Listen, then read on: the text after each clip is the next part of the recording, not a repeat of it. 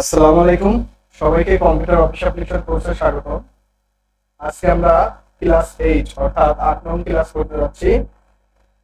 আমার চ্যানেলটি যদি ভালো লেগে থাকে অবশ্যই সাবস্ক্রাইব করবে। সবাইকে ধন্যবাদ। চলো শুরু করা যাক। আচ্ছা, আজকে আমরা শিখবো হলো খুবই গুরুত্বপূর্ণ কাজ। এর আগে আমরা শিখছি টেবিল, তারপরে institution, link, header and folder, তাই না? তারপরে আমরা শিখবো আজকে নতুন করে, সেটা হলো টেক্সট অর্থাৎ চেক বক্সের কিছু কাজ আর সিম্বল এবং ইকুয়েশন, খুবই গুরুত্বপূর্ণ কাজ। এগুলো শিখবো, যতদূর শেখা যায় ততটুকু আমরা শিখবো।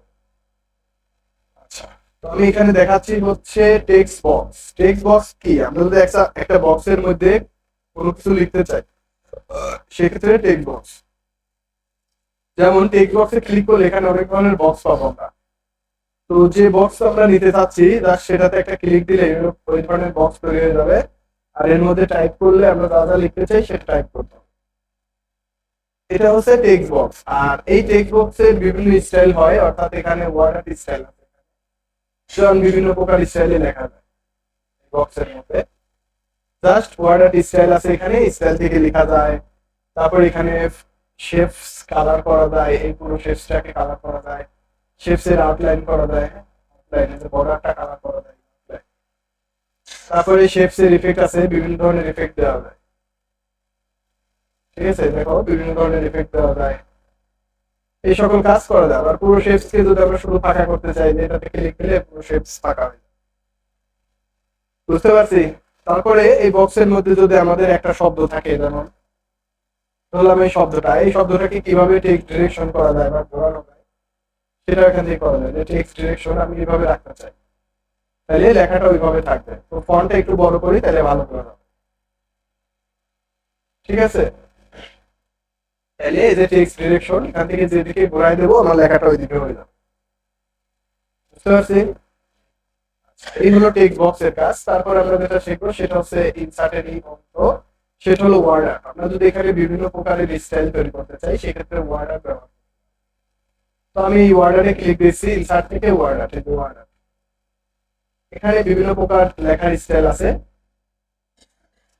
যেমন যদি আমি এখানে লিখি মাস্টার কম্পিউটার,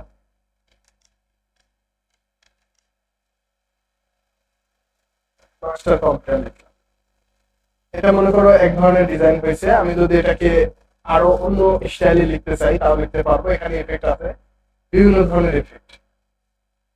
তুমি চাইলে এগুলাকে এভাবে লিখতে পারো, এইভাবে লিখতে পারো। এখানে প্রিভিউ করে দেখাচ্ছে, জাস্ট আমি যেটাতে ক্লিক দেবো এটা ওইভাবে হয়ে যাবে। ঠিক যেমন আমি লিখছিলাম যে আতাইকুলা মাস্টার কম্পিউটার প্রশিক্ষণ কেন্দ্র, এরকম লিখছিলাম বাঁকা করে, অর্থাৎ আমাদের শীটের উপরে দেওয়া ছিল যেটা, ওটা ওইভাবে যদি লিখতে চাই তাহলে এটা বিভিন্ন রকম এফেক্ট আছে এখানে। এই লাস্টের ট্রান্সফর্মে এসে আমরা এই ধরনের এফেক্ট দিয়ে দিলেই হয়ে যাবে। আমি যদি এটাকে পূর্ণ একটা পেজের মধ্যে দেখাই তাহলে ভালো দেখায়। আমি ইন্টারসেপের নতুন একটা পেজ দিচ্ছি, এখানে দেখাই। দেখো এটা এই রূপে আসছে। আর এটাকে আমি ওয়ার্ড আউট করবো, দেখুন একটা স্টাইল দিলাম। আর এখানে লেখা একটু বেশি হতে হবে, তাহলে আমরা ভালো বুঝতে পারবো। লেখার ফন্ট সাইজ একটু কমাই দিচ্ছি।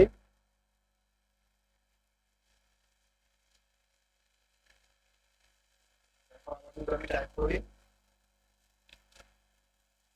মনে করো টাইপ করা শেষ। এখন আমি এটাকে স্টাইল করবো, তাহলে আবার আমি ওয়ার্ডারে যাব আর একটা স্টাইল নেব।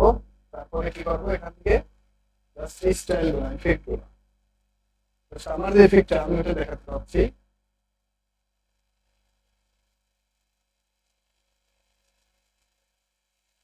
একটু যদি ফ্রি করি ওয়ার্ড টেক্সট থেকে ইম্পোর্ট অফ টেক্সট, তারপরে এখানে বিভিন্ন প্রকার ইফেক্ট। দেখো শীটের মধ্যে এরকম আছে না, মাস্টার কম্পিউটার প্রশিক্ষণ কেন্দ্র, এরকম বাঁকা করা আছে না। ওটা তুমি চাইলে বাংলাতেও লিখতে পারবা, ইংরেজিতেও লিখতে পারবা। বাংলা দেখাইলাম না এই কারণে, কারণ বাংলা আমরা জানি না এই জন্য, বাংলা শেখাই নেই এই জন্য। ঠিক আছে, এরকম স্টাইল তুমি এই ওয়ার্ডাতে গেলে প্রচুর পরিমাণে স্টাইল পাবা। এই স্টাইল গুলা তুমি নিজে নিজে ইউজ করতে পারো। টেক্সটের কালার পরিবর্তন করা যায়, টেক্সটের আউটলাইন পরিবর্তন করা যায়, টেক্সটের ইফেক্ট, এখানে বিভিন্ন প্রকার ইফেক্ট আছে। দেখো আমি যদি এটাতে ক্লিক করি, দেখো এরকম হয়েছে না। এটা বিভিন্ন প্রকার স্টাইল আছে, এখানে জাস্ট এই ইফেক্টে গেলেই বুঝতে পারবো। আমি জাস্ট একটা দুইটা দিয়ে দেখাই দিচ্ছি, যেমন এরকম ডিজাইন করা যাবে, ঠিক আছে? এটা কিন্তু ফন্টের ডিজাইন, তুমি অল্প ফন্ট লিখবে যখন তখন দেখবে যে আর ওটা আরো সুন্দর লাগতেছে, অল্প ফন্ট দিয়ে যখন কাজ করবে তখন। এবার অল্প ফন্ট লিখলাম, এখানে দেখবা যে ডিজাইন আছে অনেক হাজার রকমের ডিজাইন, এটা আছে, এটা আছে, এটা আছে, এটা আছে, এটা এক এক প্রকারের ডিজাইন, এক এক প্রকার। জাস্ট এটা করা হলো টেক্সট ওয়ার্ডার থেকে, হ্যাঁ? তাহলে বুঝতে পারলে তো ওয়ার্ডার বোঝা যাচ্ছে তো?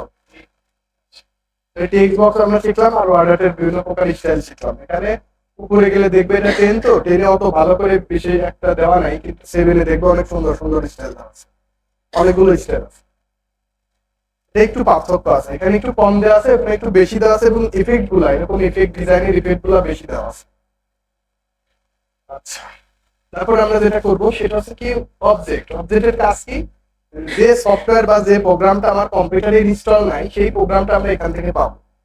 যে প্রোগ্রামটা আমার প্রয়োজন কিন্তু এখানে নাই, আমি দেখতেছি যে আমার এখানে নাই, এমন কোনো প্রোগ্রাম যদি আমরা পেতে চাই তাহলে এখান থেকে পেতে পারি। অবজেক্ট অবজেক্ট হলো খুঁজে বের করার জন্য। যেমন ধরো আমার এখন হচ্ছে ইকুয়েশন, গাণিতিক যুক্তির কোনো সফটওয়্যার নেই, গণিত লেখার জন্য কোনো সফটওয়্যার নেই, সেই সফটওয়্যারটা আমি কিন্তু 97 সালের সফটওয়্যার এখান থেকে ব্যবহার করতে পারবো, এটা মাইক্রোসফট ইকুয়েশন। ধরুন এখানে ক্লিক দিলে দেখো ইকুয়েশনের একটি বক্স কিন্তু চলে আসছে, ঠিক আছে? 97 সালে কম্পিউটারের সিস্টেমটা ছিল এরকম। আমি এই প্রোগ্রামিং কাজ শিখি প্রথম। তো দেখো এখানে একটা ইকুয়েশনের বক্স আছে, তোমরা আসলে কিছু জানো না, এটা কি জানো? জানো না। তো এটা আমি শিখাই দেবো, ধরে ধরে শিখাই দেবো। যেমন ধরো যে এখানে আমি চাচ্ছি √5 লিখতে, এটার মধ্যে আছে দেখো √5, বুঝতে পারছি? আবার +2ab, যা ইচ্ছা তাই তুমি লিখতে পারো। প্লাস তারপর তোমার 90 ডিগ্রি লেখার মতো আছে না, আমি এখানে 90 ডিগ্রি লিখবো, 90 লিখে যে এখানে ডিগ্রি, এরকম আর কি। ইকুয়েশনের টাইপটা ঠিক এটার মধ্যে দেওয়া আছে। তো ঠিক এই সফটওয়্যারটা যেমন আমার ছিল না, আমার নাই, কিন্তু আমার কাজের প্রয়োজন, সেক্ষেত্রে কিন্তু আমি ওখান থেকে নিয়ে নিলাম, বুঝতে পারছি? এই অবজেক্ট, তাছাড়া অবজেক্টের কোনো কাজ নেই আসলে। তারপর দেখো অটোমেটিক তারিখ, তুমি লিখতে লিখতে তোমার এখানে একটা তারিখের প্রয়োজন বা একটা ডেট দেওয়ার প্রয়োজন, সেক্ষেত্রে দেখো এই যে ডেট এন্ড টাইম আছে, এখানে ডেট এন্ড টাইমে ক্লিক দিয়ে ওকে দিয়ে দিবা, আজকের তারিখটা চলে আসবে, ঠিক আছে? তারপরে দেখো যে ডেট এন্ড টাইম দেখালাম অবজেক্ট আর ওয়ার্ড আর টেক্সট বক্স। এখন দেখবো এই সেই ইকুয়েশন, মানে পূর্ণ ইকুয়েশনের কাজ। তাহলে আমি এখানে জাস্ট আমার আরেকটা আমি নতুন পেজ দেই, ইন্টার চেপে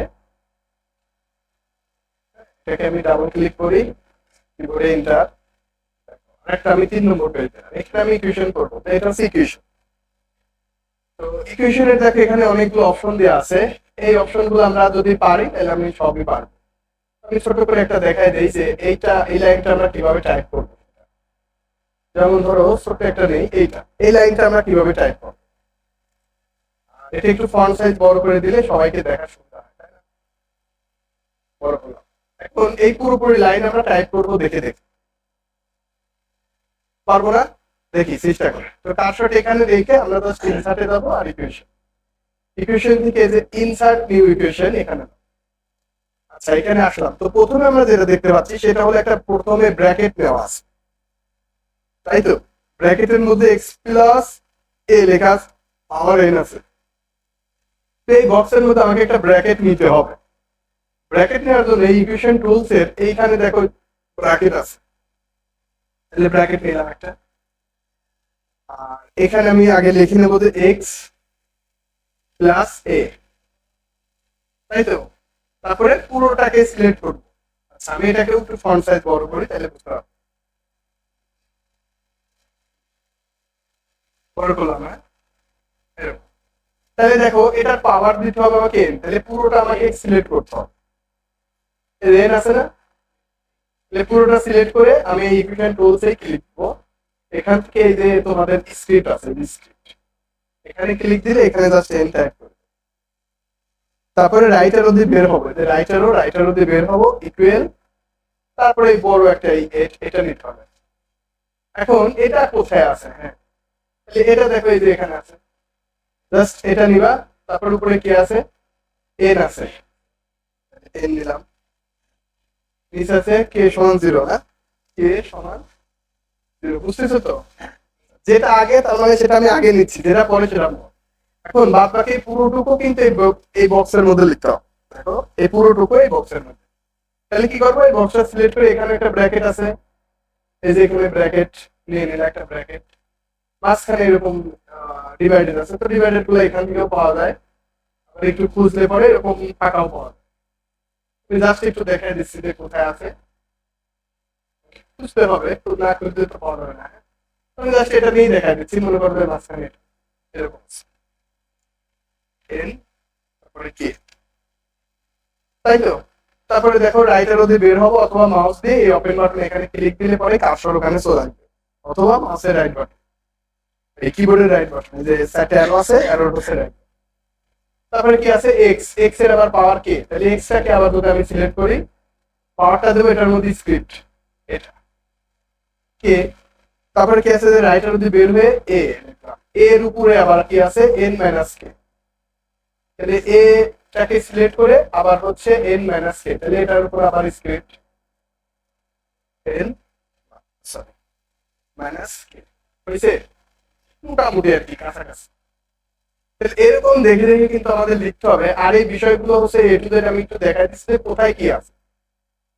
ধরো তাহলে এখানে আমি আবার ইন্টার চাপি, ইন্টার চাপলে আমার দ্বিতীয় লাইন হয়ে যাবে, বা তৃতীয় লাইন হয়ে যাবে, যাই হোক, কিংবা আমি বাইরে যাই, আবার আমি ইকুয়েশনে এলাম, এই তোমার ইকুয়েশন, আর একটু ফন্টটা বড় করে নেই, সবগুলোই দেখা দিচ্ছি যে এই আইকন গুলো কোথায় কি থাকে। যেমন এখানে আছে হলো সিম্বল, এই সিম্বলের মধ্যে তুমি কি পাবা, আমাদের দেখবে তো অনেক সময় 90 ডিগ্রি লেখার প্রয়োজন হচ্ছে, তাহলে এখানে তুমি 90 লিখলা, ডিগ্রিটা কোথায় আছে, এই যে সিম্বলের মধ্যে ডিগ্রি আছে, তাহলে সেটা একটু খুঁজতে হবে। তারপর তোমাকে এখানে স্পেস দিয়ে একটা পাই নিতে বলছে, তাহলে এই যে এখানে আছে পাই, তারপর এটা তোমাকে এখানে যে এরকম টিক চিহ্ন নিতে বলছে, এটা আছে টিক চিহ্ন, সবগুলো এটার মধ্যে যে আছে জাস্ট খুঁজে নিতে হবে, যে পার্সেন্ট, তারপরে অতএব, দেখছো অতএব, এগুলা কিন্তু আসলে কিবোর্ডে নাই এখানে, তাহলে নিয়ে নিলা। তারপর কি দেখো, এটা আছে হলো ফাংশন, এখানে হলো ডিভাইডেড লেখা, ধরুন 10/20 এরকম লেখার জন্য, তাহলে এটা হলো কি ফাংশন আছে, তাই তো?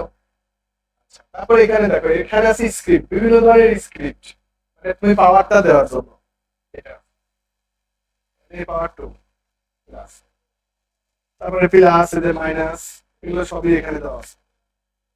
তারপরে দেখো কি আছে, আমি যদি ইকুয়েশন টুলসে আবার যাই, এটা স্ক্রিপ্ট গেল, এটা হচ্ছে রুট, আবার এখানে √5 লেখার প্রয়োজন, তাহলে রুট দিলাম 5, বুঝতে পারতেছি তো? প্লাস, তারপরে কি আছে এখানে, ঠিক আছে?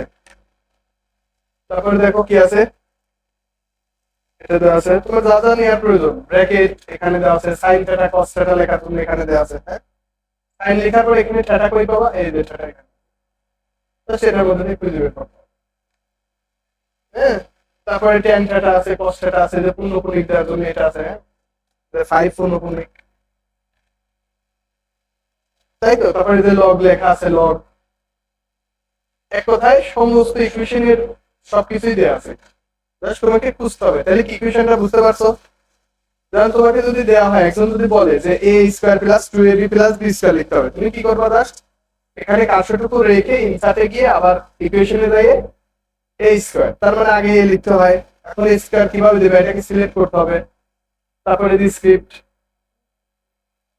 a স্কয়ার, রাইট অ্যারো দিয়ে প্লাস 2ab, এরকম তোমার যা বলবি তাই তুমি লিখবে, টাইপ করবে, পারবো না?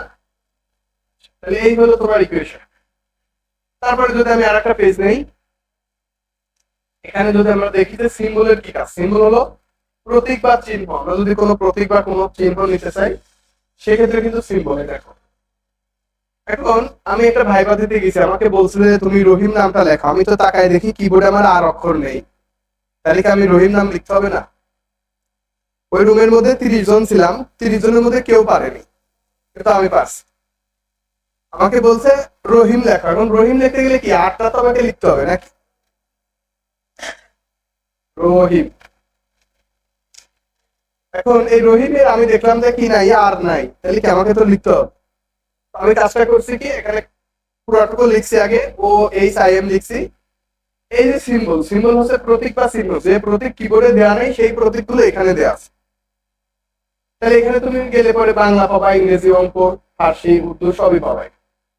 তুমি রেগুলার ফন্ট, তাহলে কি এখান থেকে আমি ইংলিশের একটা ফন্ট সিলেক্ট করলাম, যেটার মধ্যে আসলে আমি রেগুলার ফন্ট পাবো। ঠিক আছে, আমি হালকা হালকা করে একটু নিচে আসি, আমি এই যে সিম্বল এটাতে যাই, আমার যেটার মধ্যে রেগুলার ফন্ট আছে ওটা নিতে হবে। হ্যাঁ, এটা যেহেতু বাংলা সিলেক্ট করা আছে, আমি এখান থেকে টাইমস নিউ রোমান, যেহেতু টাইমস নিউ রোমান মানে ইংরেজি, এই যে টাইমস নিউ রোমান সিলেক্ট করে দিলাম, দেখো ইংরেজি রেগুলার ফন্ট চলে আসছে।